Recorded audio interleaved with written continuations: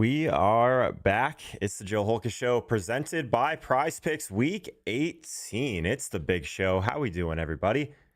Hope everyone had a great holidays, a great new year. It's good to be back. It feels like so much has happened since the last main slate that we had, because we've had so many of these like kind of indirect Saturday slates and then the one-off games around Christmas, all that good stuff. But we have another good one today. There's going to be a lot of different things that we're going to talk about than normal. We're going to talk through some motivation. We're going to talk through some contract incentives because, like it or not, that is the game this week that we are playing. We're playing against information. We're playing against all of these other things that come into play with everything that is happening leading up into what I think is some of the best time of the entire year, playoff weeks, when it comes to DFS, when it comes to prop bets, all of that stuff. The playoff weeks are a ton of fun, but we got to get through this challenge first in week 18. Someone else said it in chat, Johnny Mac. We're back.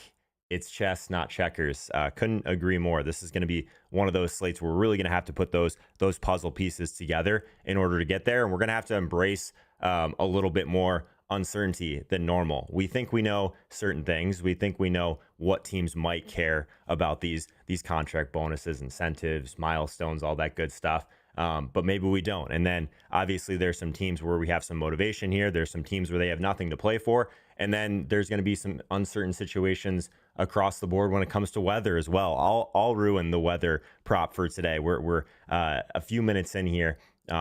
It's one of those situations where we just have some really cold weather across the NFL today. And normally I'm not too worried about that kind of stuff. We focused on wind, obviously, but when it gets to like those sub 5-degree games outdoors, definitely matters. It matters for play volume. It matters for points, all of that good stuff. A lot of that is reflected into the totals.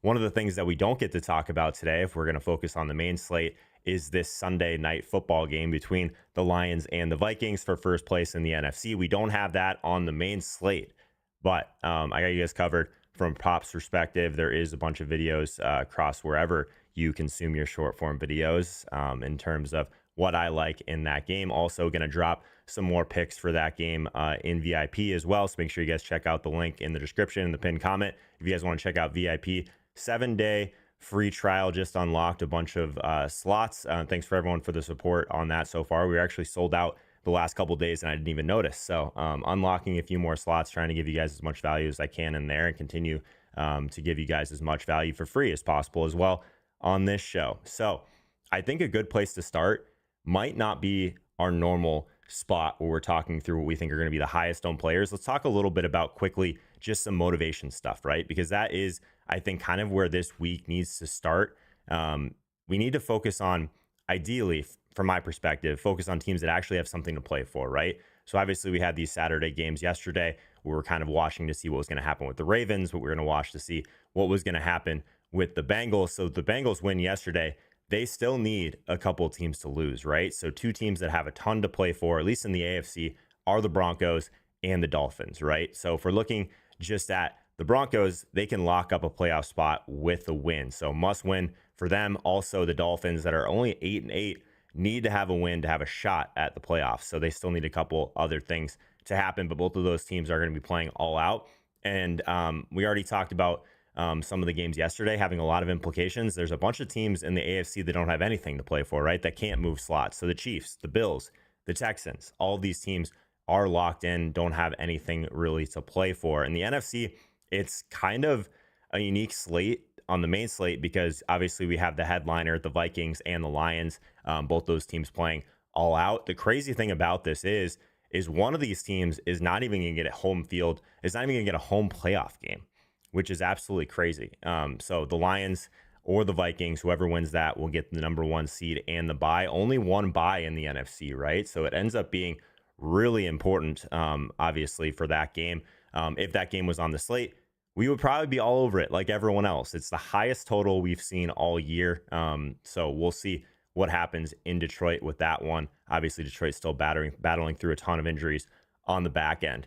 Another part of this that's interesting in the NFC is the Eagles are completely locked into the number 2 seed.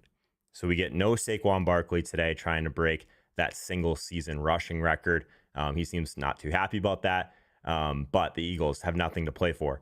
teams in the NFC that do have a lot to play for, the Bucks and the Falcons. So those are the two teams that I'm going to be kind of focused on, I think, the most when it comes to trying to lock in some of these guys going for incentives, all that stuff. But realistically, the team playing all out, right? So Tampa Bay needs to win in order to make the playoffs. They win, they're in. So they can either win the NFC or be eliminated completely from the playoffs. Obviously, New Orleans is a pretty good situation for them to attack that. The Falcons, Atlanta, needs to win for a shot at the NFC South and the playoffs, right? So the Falcons' only chance to make the playoffs is if they win today. So they're going to be going all out. There's some really good situations to attack from that perspective as well. We have some in-between stuff. We still really like the Commanders to go all out today. I think that's one that's a little bit, there's some things that could happen that would make their foot come off the pedal a little bit. There's a few teams that we're not really sure what they're going to be doing, right? Teams like the Rams, teams like the Packers. In the AFC, there's really a little bit more clarity, which is kind of nice. The NFC, there's a few wild card games in there, so we could see some teams maybe go all out for a half, or some teams rest some starters. And I think one thing that's important to note here is that you can't rest everyone, right? So just because a team has nothing to play for doesn't mean they can just rest their entire team and throw all second stringers out there, right? So they're limited in that way. So it is an interesting situation with quarterbacks. When we're looking at just like some of the quarterbacks across this week, it's interesting, right? So we have guys like Dobbs in play, obviously from a DFS perspective, guys that we haven't talked about in quite some time. Josh Dobbs. We have a couple other kind of guys that might be a little bit too expensive in situations where we don't know exactly what the playing time is going to look like. And then we have some guys going for incentives. So those are some of the things that I want to kind of loop in throughout today's show as well, talking through some of the contract incentive stuff. There is a few injuries as well, but the big one that we have to talk about is Mike Evans, right? 5 catches, 85 yards, gets him $3 million. It's like some of these contract incentives, right? They're probably not big enough numbers for the teams or the quarterbacks or the players really to force it, I would suppose. But $3 million, and obviously going after that, I believe it's 11 seasons in a row for 1,000 yards. Obviously super meaningful for Mike Evans, super meaningful already for Baker Mayfield, who has mentioned it multiple times. But the other part of this is they need to win, and Mike Evans is their best chance to do it. So think that he is one of the ones that absolutely matters. I think one of the ones that like doesn't matter, like the ones that I'm trying to ignore, like Marquez Valdez-Scantling. He needs 11 catches and like 180 yards or something absurd to hit another one of his bonuses. So those are the ones that I'm not as concerned about. There's a few other ones that seem kind of out of reach. Zach Ertz is at 9 receptions, I think, for another 250K. He needs like 100 yards. That's not the stuff I'm that worried about, right? Tony Pollard would have been a kind of an interesting one. I think he needs 83 rushing yards to earn another $250,000. He's a little bit banged up. He's got that ankle that he's been working through. So there's really a lot of stuff to work through from that perspective. And there's stuff that is really pretty within reach, right? Cortland Sutton, 82 receiving yards to earn another $500,000. There's stuff like that out there. So I'm going to loop that in as we go on this morning. But I do think it's interesting. It's even interesting for some of the teams that have nothing to play for, right? So the one that comes to mind for me is that Kyler Murray rushing yards one. Another $750K if Kyler Murray gets 50 rushing yards and a rushing TD. So just starting with that. And he's only 6K, right? So if you wanted to move up from a Josh Dobbs to Kyler Murray, something at quarterback, we'll talk through that. The milestone stuff is another side of this. So it's not even just the contract incentives. We have milestones, right? We have all these rookies battling for different records. Brock Bowers, Malik Neighbors, that's an interesting one. Most receptions ever by a rookie. They're pretty close to each other right now. 4 receptions different between those two. So that's something that's pretty interesting. The Saquon Barkley one obviously is going to rest with the rest of the Philly starters. So that's not in play. 101 rushing yards short of Eric Dickerson's record.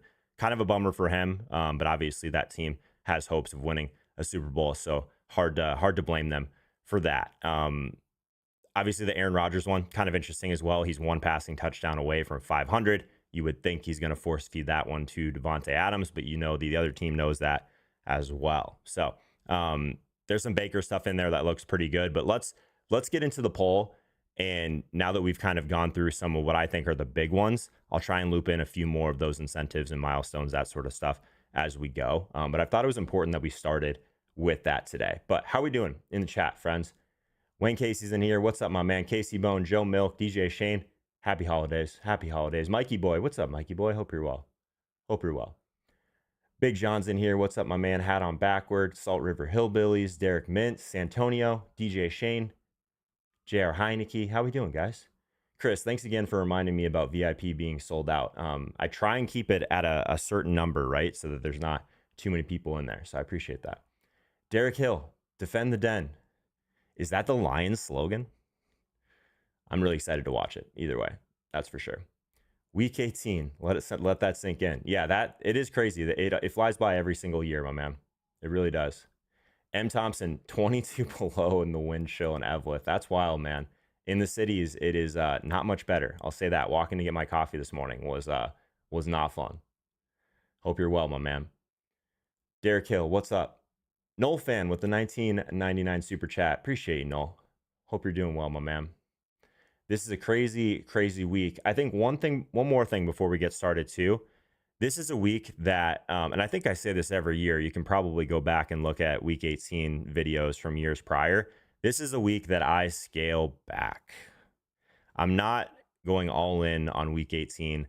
There's a lot of uncertainty, and sometimes that's good from a tournament perspective. But other times, there's too much fragility in the inputs, right? To get really comfortable in a lot of things, right? So I think last year there was multiple like just sub 1% wide receivers that end up being like 20 plus point scorers, right? So that stuff's going to happen. There's a lot of guess and check here on some of the motivation stuff. You can only bake so much of your projection into what the actual Vegas total is too. So I think from a props perspective, there are some inefficiencies that I'll be attacking. From a DFS perspective, when we're trying to beat others, it's tough. It's tough. So this is like more of a survive and advance kind of week for me. It doesn't mean there's not opportunity, but it does mean that I'm not going all in where I'm not sure if there's like as big of an edge as there is in something like week 12 or something like that, right? I think speaking of edges, the postseason slates is all about late swap. I'm still working through what I want to do from like a show perspective on that. Most likely going to move the show to Saturdays to make sure that we can cover all the games at once. Think there would be just one show per week. There were some weeks or in prior years where I've done multiple Saturday and Sundays. We'll see how it goes next week to go through that. But the wildcard slate is one of the most fun slates of the entire year. So I'm excited to dive back into that with you guys. We'll be here building lineups too. So the show will go on. I know someone in the chat was saying this is the last one of the year. No chance. Absolutely no chance. I love the playoff slates. The playoff slates are great. The playoff slates are actually where I had one of my biggest wins ever. This is like 5 or 6 years ago now. But it was on a late swap. So I love the game of the playoff DFS slates on DraftKings and FanDuel. So let's jump into it. With that said, hopefully if anyone pops in early, I can just refer them to the beginning of this video where we talk through some of the motivation and incentive stuff. But let's jump into it. Who will be this week's highest owned player? Bucky Irving, Mike Evans, Michael Carter, Bijan Robinson, Brian Thomas Jr., or other. If you're here for the first time, hit that subscribe button. We'll be doing this every single week, I guess, leading up to next week, most likely probably the same time, but 9 a.m. Eastern time. And if you subscribe, you're able to jump into the chat and get involved in these polls. Exclamation point, vote, space the number in order to place your vote. Check out the OGs in the chat. If you do one thing wrong, your vote will not count. So Derek Mintz, looking at you, my man. Exclamation point needs to go before vote. Typing is hard, man. I love to like just look at this and say that I'm perfect. You guys should see my texts, my emails. It's not great. It's not great. I'm all about speed. The efficiency could use some work. But the bot is a little bit picky. Highest owned player today, Bucky Irving, Mike Evans, Michael Carter, Bijan Robinson, Brian Thomas Jr., or other. Who will be the highest owned player on this main slate on DraftKings? Obviously, FanDuel, you can get Detroit and Minnesota players in there for that Sunday night football game. But let's focus on DraftKings because that's a little bit more of a unique puzzle today. We're going to build a lineup at the end. Speaking of lineups, the streak is over. I think it went 3 or 4 weeks in a row cashing tournaments. Last week, scaled up the volume a little bit, got a little bit overconfident in those Green Bay stacks. So if anyone tailed me on that, apologies. Turns out the Baker stuff was indeed the play. Was indeed the play. I know we talked about Thielen. I know we talked about all of that. But if you ended up on the Green Bay stuff that I did as well, we didn't get there. I think there's a moment that we were in like dead last of the 1500. So tough scene.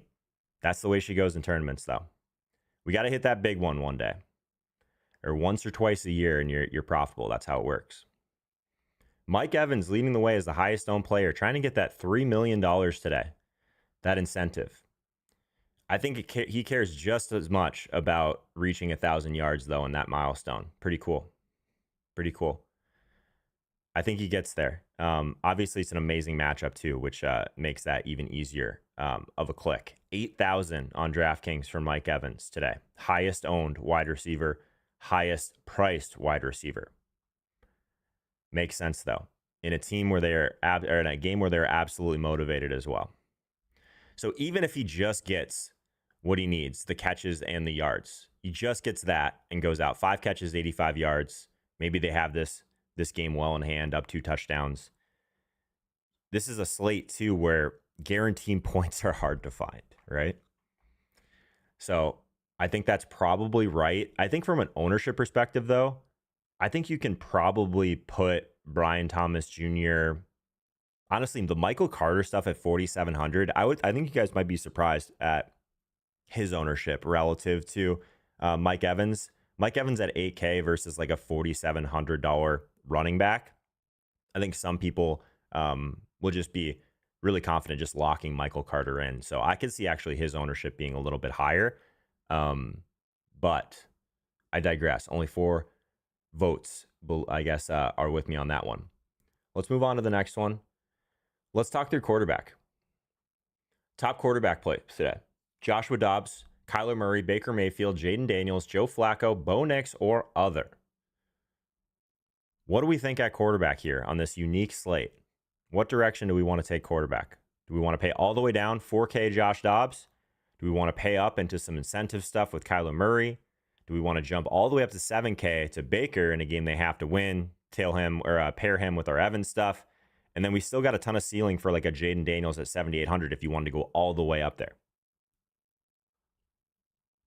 And then what I would consider like a couple tweeners in between, like Bo Nix. We talked about Denver as one of those teams that still has a ton to play for. That's kind of what we're looking for, right? That's kind of what we're looking for. What do you guys think? Top quarterback play today. We got 178 people in here. If you're just tuning in, if you're curious about any of the motivation stuff, the incentive stuff, try to touch on that on the very beginning of the show so you can just scroll back and get my thoughts on that. But I'll try and loop in as much of that as I can along the way before we build a lineup. We'll go position by position and build a lineup at the end, get you guys out of here.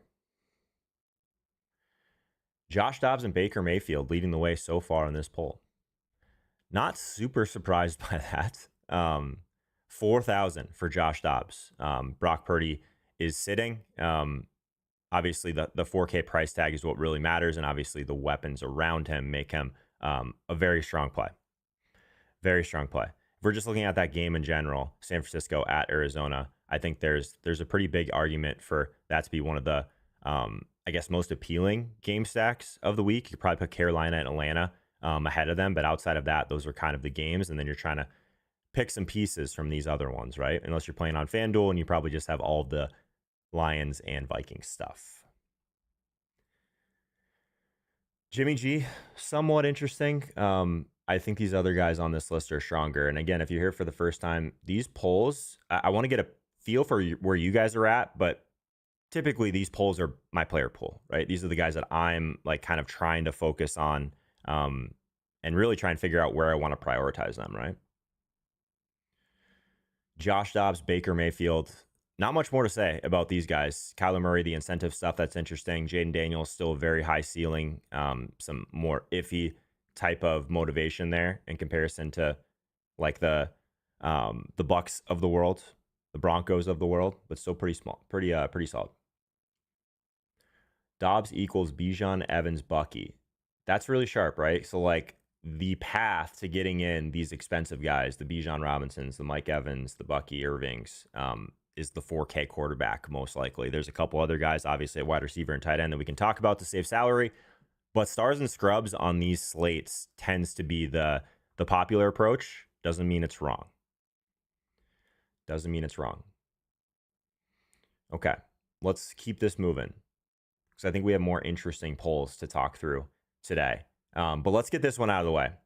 Top elite wide receiver play today.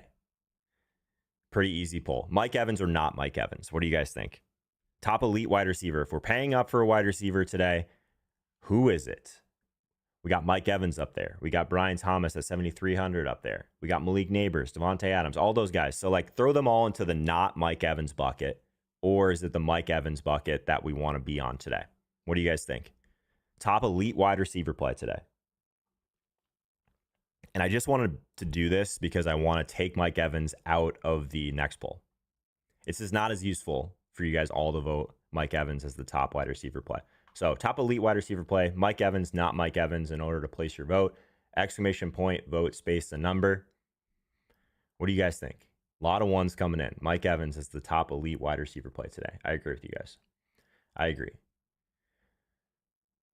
Cuddy, thanks for subscribing. MM Urabal. What's up? Thanks for subscribing. Love to see some new people trickling in this time of year. You never know. Most people have kind of checked out. This is the fun time of the year. We're not even close to done. We got like 5 weeks left of this.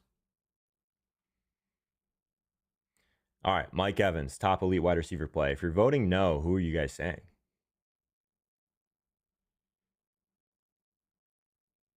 If you're voting no, who are you guys saying? It's probably one of the guys on this next poll. Johnny Mac Thomas is my number one. Okay. I could dig that. I could dig that. Let's talk about wide receiver though. Top non-elite wide receiver play. This is again week by week probably the poll that matters the most. But Drake London, Brian Thomas Jr., Jacoby Myers, Juwan Jennings, Jackson Smith and Jigba, Michael Pittman, Josh Downs. Pick your poison there if you're going to be attacking the Indy stuff. Tutu Atwell for a little bit of savings. What do you guys think? Top non-elite wide receiver play today. I'm trying to keep things as narrow as possible on this slate because I do think that is the approach that you want to go with.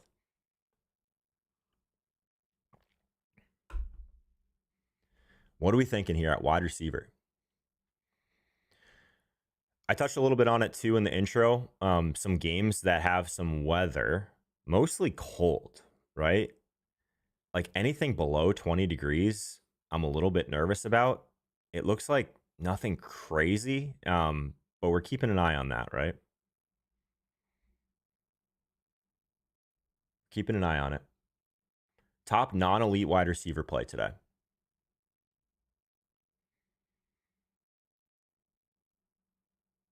We're leaving Mike Evans out of this one. Obviously, all the historic stuff that he's looking to accomplish. 85 yards to get there. New Orleans hasn't stopped anyone lately. But now we're looking at just wide receiver in general. If we're talking about Brian Thomas Jr., I mean, he's really been the best rookie wide receiver in the league the last few weeks, right? The volume that he's been getting from Mac Jones has been really just elevating. So 10 plus targets, 76 plus yards, 5 straight games. He's been getting in the end zone. He's been getting the ball in a million different ways. Rush attempts, the whole deal, right? 7,300 is still a great price tag for Brian Thomas Jr. Trying to get Mike Evans and Brian Thomas Jr. in the same lineup is doable. Is doable. You're going to eat some ownership there, but it's very doable for sure. He's a very, very good play. It looks like you guys agree in the chat. 60% of you think that Brian Thomas Jr. is the number one non-elite wide receiver play today. I think I agree. I think one guy that we got a couple votes down there for Michael Pittman or Josh Downs, but if he's healthy, Michael Pittman at 5,200 seems really underpriced with Joe Flacco back there. Am I crazy? I know he had a big game last week, so it's not like super unique. The Jaguars defense is terrible. We've been kind of attacking them all year. But if you're trying to get those Mike Evans, Brian Thomas Jr., Michael Pittman combinations, I don't think that's the worst way to approach wide receiver. If you're paying all the way down at tight end at quarterback, you can make it work. That's the path. You might have to make a few more concessions at running back. But that's part of the reason, too, that I know you guys think that Mike Evans is going to be the highest owned player. At least the poll did. I think it's Michael Carter at 4,700. I think in small field stuff, he's going to be like 60+%. Everyone's going to feel comfortable with that $4,700 running back, especially if they're trying to get in some of these ceiling wide receivers. Pittman and Downs are both underpriced. I think that's what brings Flacco into the conversation with stacks. It's just, you never know, right? This team has nothing to play for. That's the only part of it that makes me a little bit nervous, but I'm with you guys. Jackson Smith and Jigba, I mean, he's just been better than Metcalf for months now. I think there's some incentives for Geno as well. Let me see if I can find that quickly. 185 passing yards, earns another $2 million. So it's not a huge number or anything like that. But if Geno's going to get there, why wouldn't it be Jackson Smith and Jigba, right? No one's going to play Downs because of last week's stud. Completely disagree, man. That 4K price tag really helps. I actually don't think it's the worst approach with the weapons that they have there. Like from a projection standpoint, you kind of need that salary. I'm totally open to going a different direction on our lineup, obviously. I'm just saying, it does a lot for getting some of these other guys in. Johnny Mac's playing a lot of Geno today. Interesting. I think that'll be pretty unique. Yeah, I think you'll get single digits for sure, ownership-wise. Not one vote for Juwan Jennings. His main thing is he's going to that 1,000 yards milestone, right? So that's fair. There's a little bit of a shower narrative there too, as he played with Dobbs in college. Oh, gotcha, Joe. Okay, fair enough. Oh, Downs. I thought you said Dobbs. Literally just misread that, dude. Yeah, you could be right. You could be right on Downs. Yeah, people just like going into the Pittman stuff. I could see that. I could see that for sure. My eyes are tricking me this morning. Okay, Brian Thomas Jr. Let's move on to running back. Interesting running back slate, probably. Best running back play. Price consider Bijan Robinson, Michael Carter, Bucky Irving, Will Shipley, Blake Corum. So there's different directions you can go here, right? Or other. What do we think at running back today? Thielen is vote 7 for Derek. Interesting. Interesting.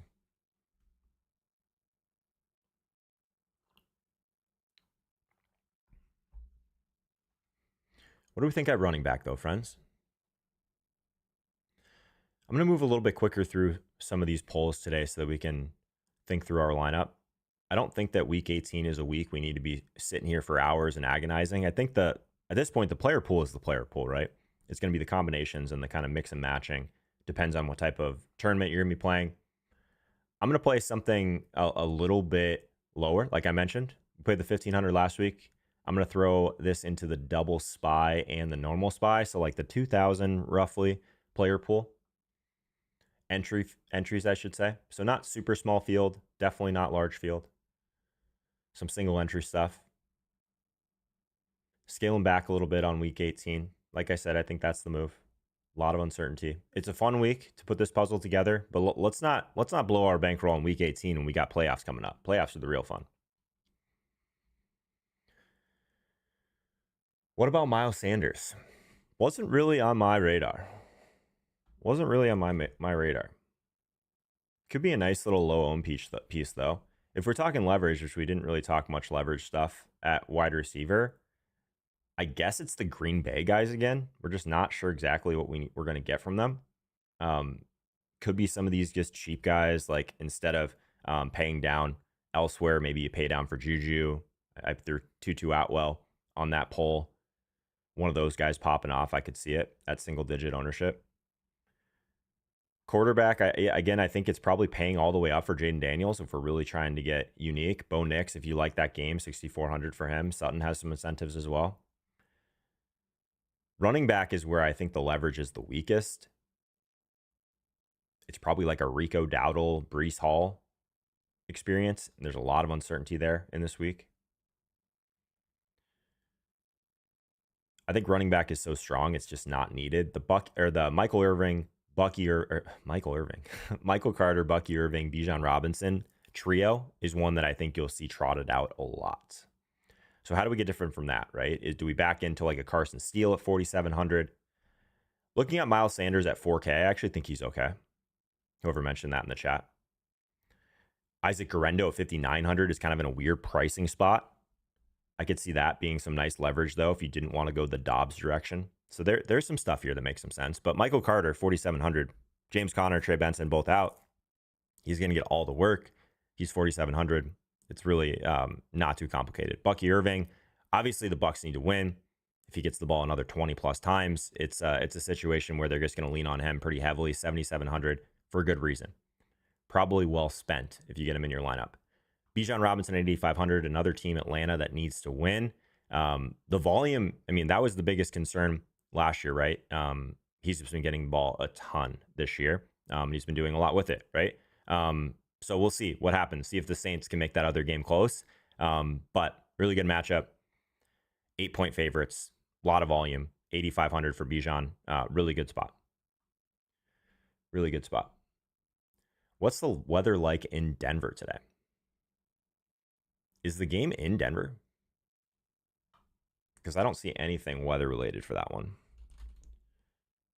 17 degrees in Denver right now.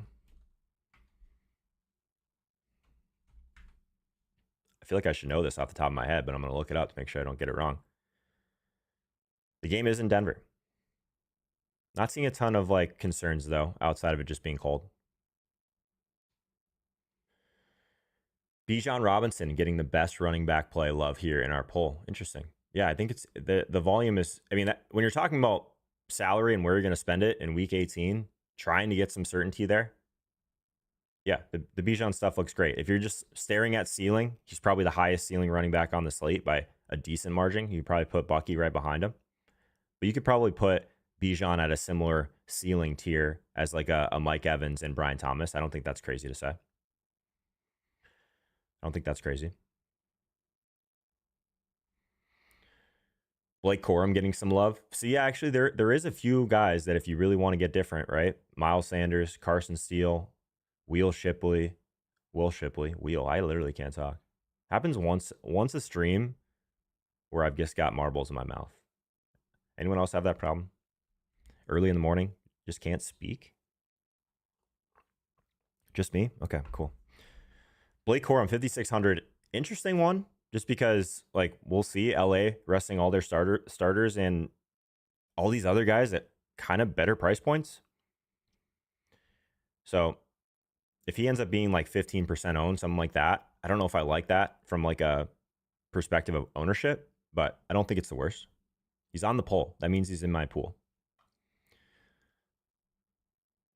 All right, in order to get some of these guys in, we're probably going to have to pay down. The problem is I kind of want to pay up for Trey McBride or Brock Bowers. So what are we doing at tight end?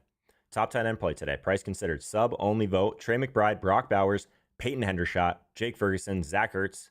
Some incentive stuff baked in here to these tight ends in my pool still. What do we think at tight end, friends? Do we want to try and get some leverage at tight end? There's not really anything good. So I'm trying to like figure out from a roster construction standpoint where I want to go here. So if you didn't want to pay down for Peyton Hendershot, he's 2,500. He's going to be 20% roughly owned. It's really about what that allows your rest of your roster to get to, right? But if we're just staring at salaries, right? 6,500 Trey McBride, 6,600 Brock Bowers. Obviously the McBride stuff super tilting because we played him. We played our first double tight end lineup ever a couple weeks ago with the absolute stone nuts around it. So I probably have some bias against Trey McBride. Gets in the end zone the week after, obviously. But if we're just looking at ceiling, the guys around him, Drake London, I think probably pretty comparable or higher ceiling in that game. But we're looking at like Tyreek Hill, Terry McLaurin. Who else we got in here? Cortland Sutton from some incentive stuff. Adam Thielen. Like in that range, like I think I want McBride and Bowers more than all of those guys. I think the argument you can probably make is moving down a little bit more to like Jackson, Smith, and Jigba. I'd prefer him. But it's kind of a no man's land of salary if we're just looking straight up at like the flex spot in our roster. So I don't hate it. McBride, just the volume, right? We're getting the volume. He gets in the end zone. Wouldn't be surprised if he gets in again. The kind of interesting thing is we know Kyler needs to get a rushing touchdown for that incentive, right? So do we see a little bit less force feeding, a little bit more of him calling his own number until he unlocks that bonus? Maybe. Bowers is really just the volume thing, right? 4 catches clear of Malik Neighbors right now. So if we end up seeing Malik Neighbors kind of going off with a bunch of receptions, maybe they start to get Brock Bowers involved. You guys are crazy if you think they're not looking at this in game. So we'll see. That's kind of a fun record. Most receptions by any rookie in NFL history. That'd be pretty cool to see that be a tight end. Be pretty cool. Watch McBride get 3 TDs today just to give me the middle finger. He'd be giving the middle finger to me too, Joe. Don't you worry. Don't you worry. Kittle may be nice. Yeah, I don't mind the Kittle stuff. I don't mind the Kittle stuff. If you're trying to like stay in that range, clearly a lower ceiling than those other guys though, right? I think I like the Jennings route more than the Kittle route. But if you're going to get a guy at 1%, I don't hate it. I don't know if tight end is where I want to make that stand personally, but I don't think it's the worst. I really don't. Hendershot at 2,500 gets us out of tight end for min price. That sounds pretty good to me, but we'll get there. Let's talk about what lineup we want to build here. Favorite game stack. We're probably going to have to do a little bit more mix and matching than normal, but this is going to drive probably our main team, our main stack, that sort of thing.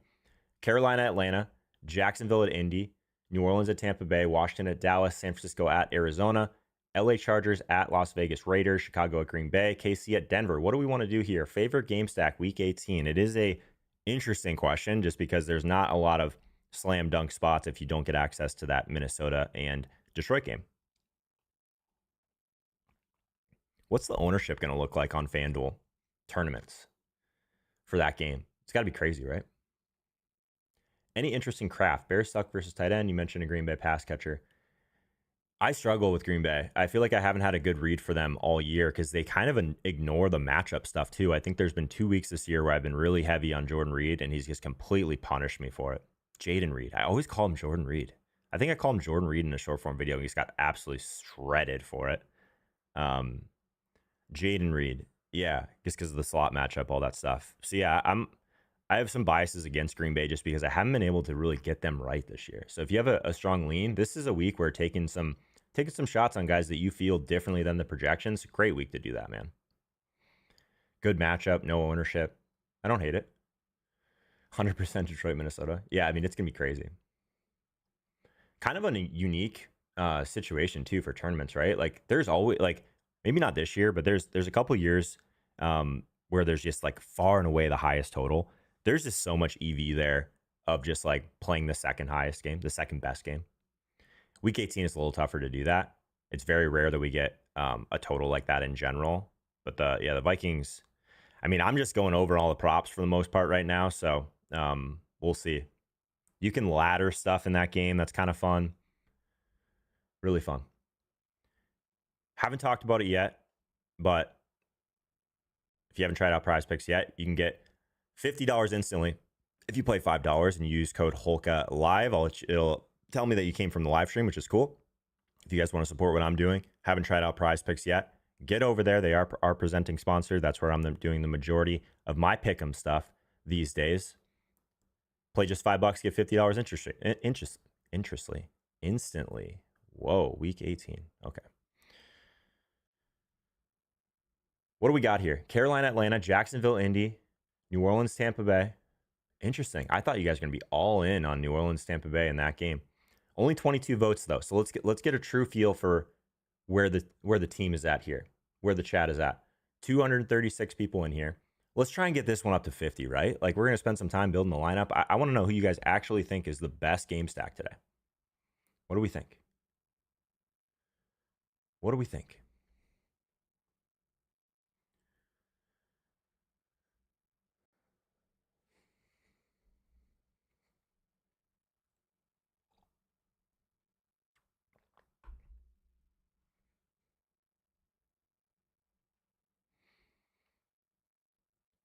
Thomas driving Jax versus Indy? Probably. There's some real easy ways to take that, right?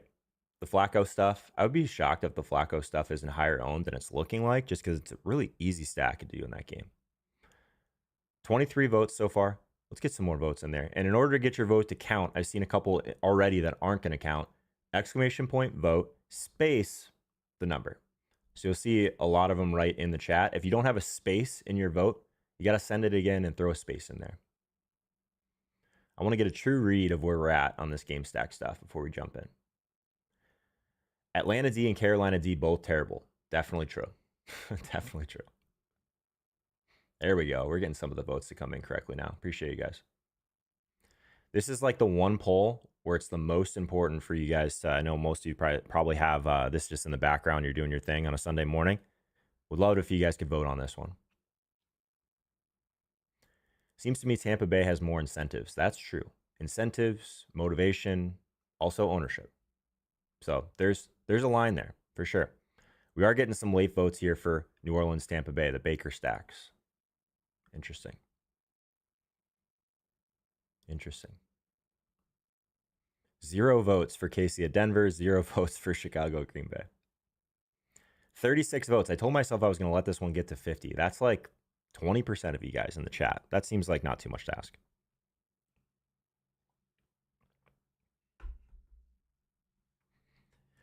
Seems like not too much to ask.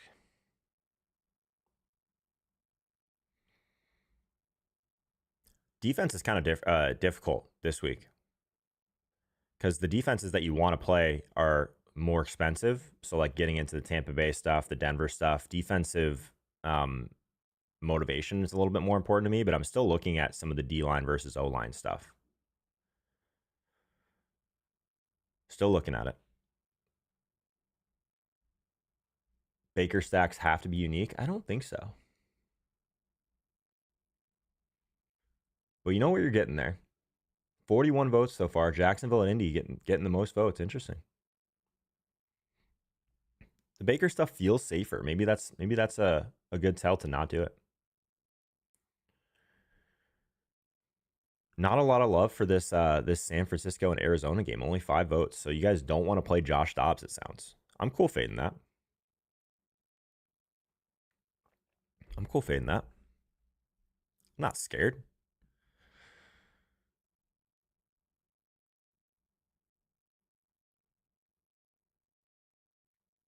San Francisco defense at 2,800. No one's going to play them either.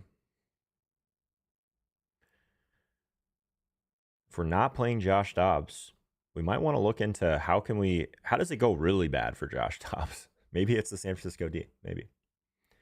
Tampa Bay stacks are expensive. That's fair. There are a lot of cheap ways to get there, though. A lot of cheap ways to get there.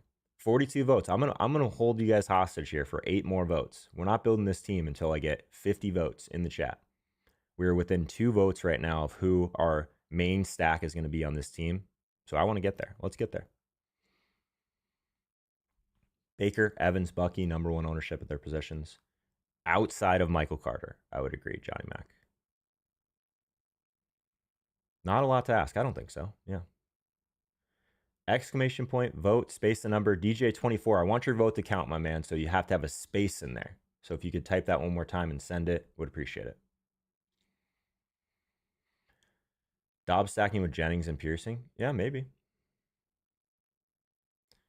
John, if you want your vote to count, my man, you got to hit vote, exclamation point, vote, space the number. Mikey Boy's in here at 5. Always the contrarian. Love it. 43 votes now. We're getting closer. We're getting closer. I'm seeing a couple more come through.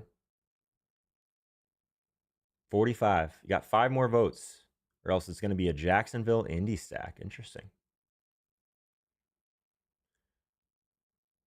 John wants to get his Tampa Bay vote in, but he can't figure out the vote space number thing. Sorry, my man. I can't just insert you in the poll, unfortunately. 3 more slots for votes. Looks like it's going to be Jacksonville Indy unless we get a late surge for New Orleans Tampa Bay.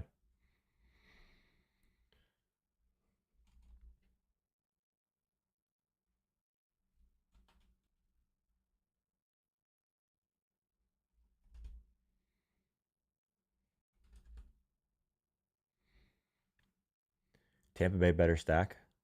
The votes don't want us to go that direction, unfortunately. We got one more slot, and Jacksonville Indy has taken it. Okay, let's do it. Pretty easy starting point, in my opinion. We got Joe Flacco, double stack to Pittman and Downs. That's the direction we would want to go, right? Bring back with Brian Thomas Jr.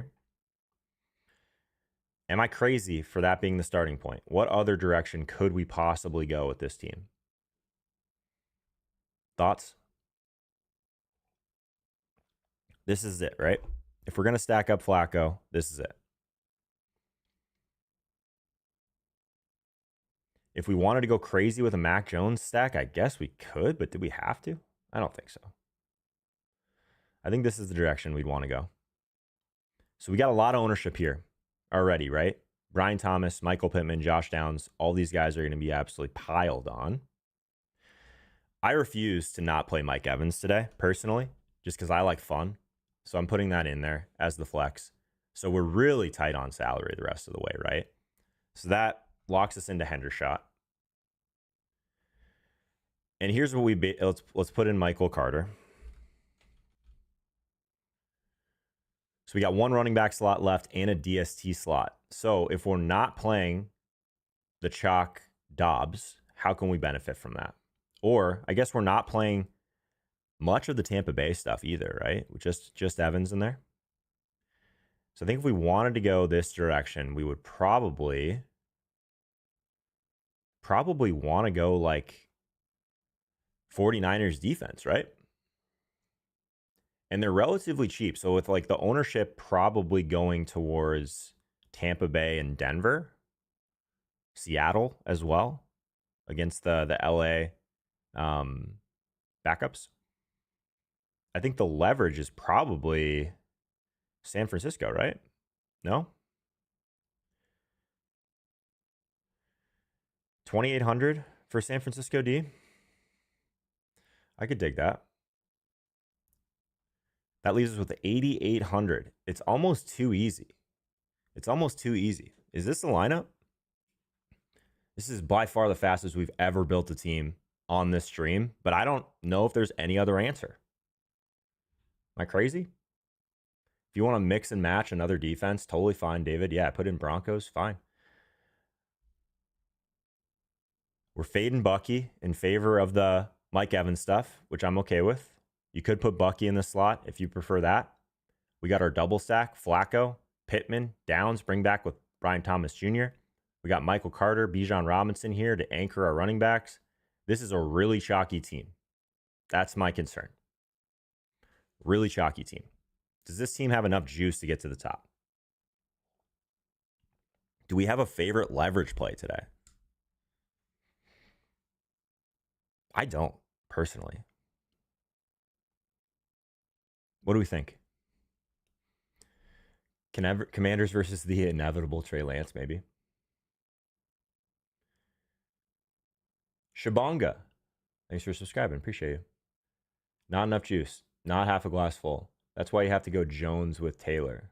Put in Pierce for Pittman or Downs. We could look into adjusting the stack for a little bit more uniqueness. So if we didn't go Downs, who was like the number one like negative correlation play?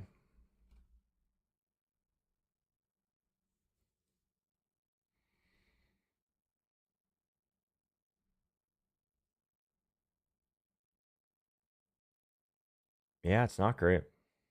But Alec Pierce, what type of targets is Alec Pierce getting right now? I mean, he just had a huge game. 9 targets for 122 and 1. Had a 49-yard catch in there. Had 2 targets in the red zone. Why is no one playing Alec Pierce? 5K? Am I missing something?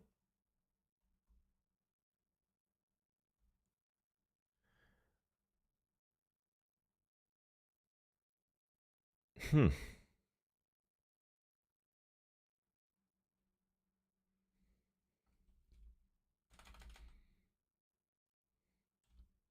can't I spell him? Pierce. Okay. It's one move we can make. Jones, Thomas, Taylor. That's interesting. Yeah, I think that running back is just too strong to try and leverage that with Jonathan Taylor. That could be a move, though.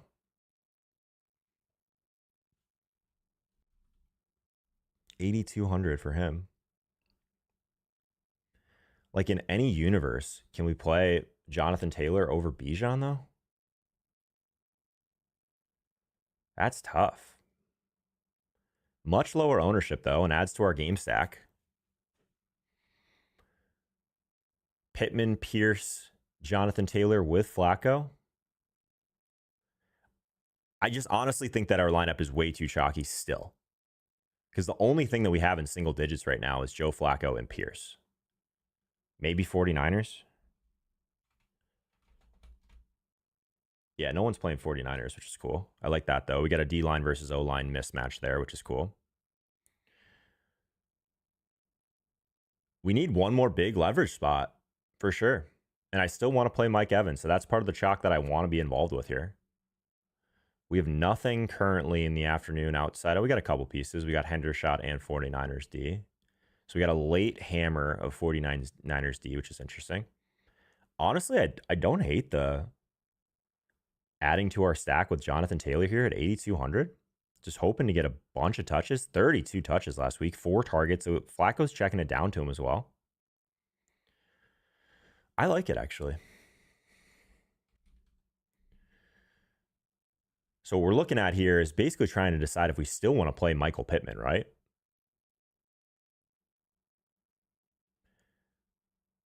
Jacksonville has just been giving it up to everyone. So we're really just playing for a big Jacksonville explosion here, right? That's what this lineup is.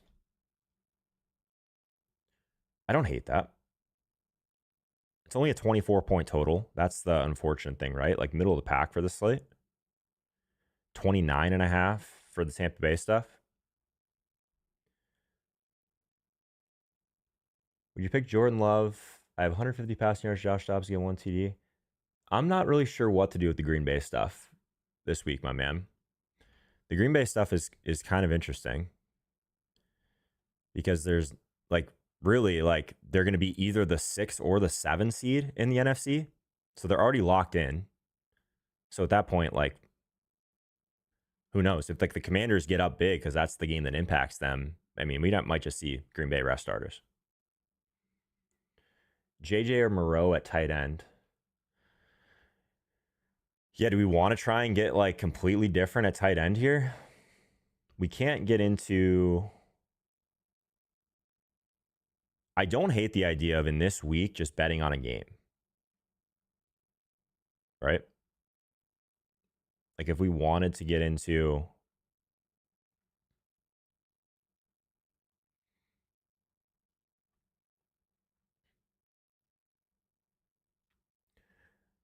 Kyle Granson. I don't know if I can do that. Brenton Strange at 3,500. Just like kind of a rough pricing spot. Just one target last week. So I think we still have to... I think that just adding JT to this makes it pretty unique, honestly. Because we're really heavy indie here. We're leveraging the Dobbs stuff with San Francisco D.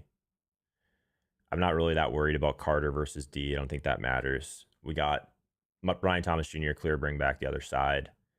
We got Mike Evans incentive stuff here. Yep. I think this is the play. Scary Terry. I actually think that's pretty sharp. Strange with Jones Thomas. Yeah, I think you could flip this, honestly, to a Mac Jones build if you really wanted to. But I'm going to stick with this for today. We're going to wrap slightly early. Get you guys out of here. Get you guys into your builds. Appreciate everyone being with us. Keep an eye. I guess, how am I going to announce this?